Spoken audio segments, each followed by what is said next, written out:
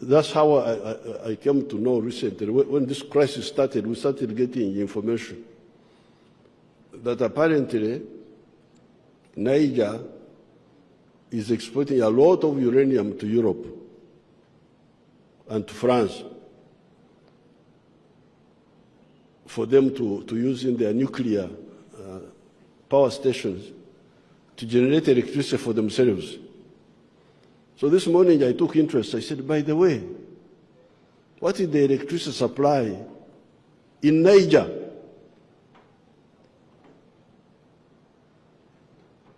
Before you sell uranium to the other person, how about you? What's happening to you? Now I found, I was told, there is a measurement they call kilowatt hour per capita. Kilowatt hour per capita. Apparently, the kilowatt hour per capita of electricity in Niger is 51. 51. Every person in Niger is using 51 kilowatt hour per capita. The GDP of Niger is $613. Now, here in Uganda, our kilowatt hour per capita was very low, was like this some years ago, was as low as this one of Niger. But now it's about 300, still very low, but that's where it is. Then how about the United States? What is the kilowatt hour per capita of the United States? 12,000.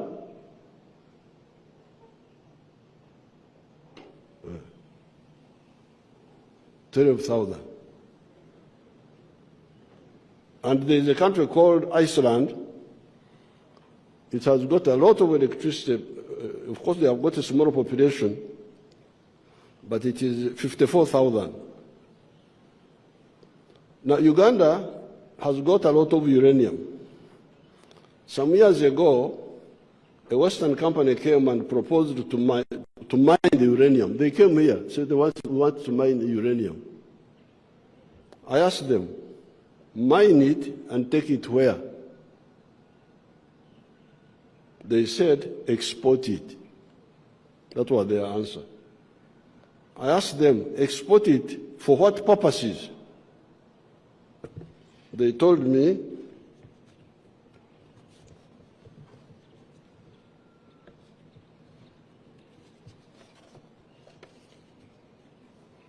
for the purposes of generating nuclear energy, for electricity, and other uses such as medicine, vector control, etc.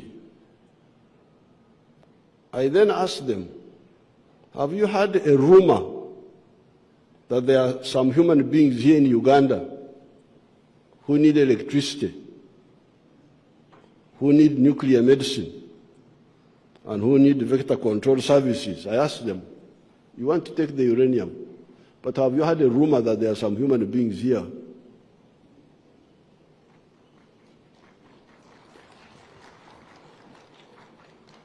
It's not confirmed that they are there, but could it be a rumor that there are some human beings here? Why don't you propose to build that capacity here for the benefit of these human beings who live in Uganda? And maybe we can put aside some quantity of uranium for supporting the economies of our friends in the West. After that, after you have addressed my issue, I can also share with you so that you also go and solve yours.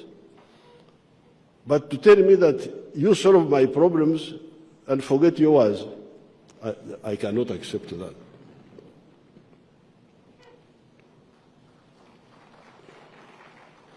They never came back. They never came back.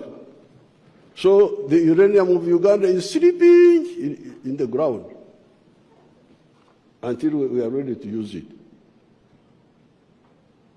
We have now agreed with the Russians and the Koreans to build 2 nuclear power stations for electricity of 15,600 megawatts total. Imagine, just 2 stations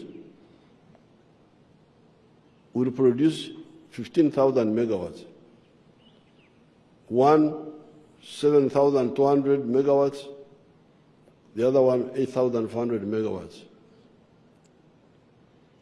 Our biggest dam on the Nile is the Karuma, with 640 megawatts. The hydro.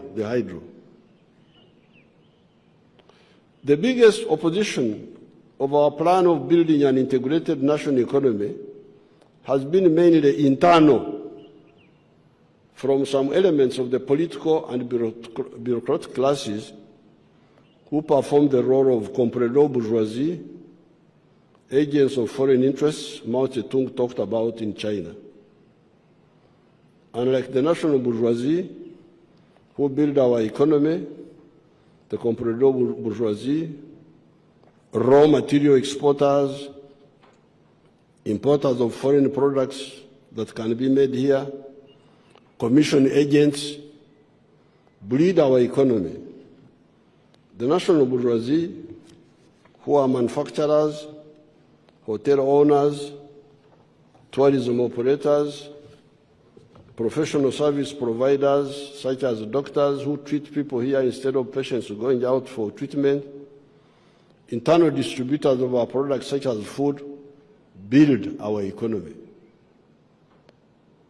There are businesses which build our economy, which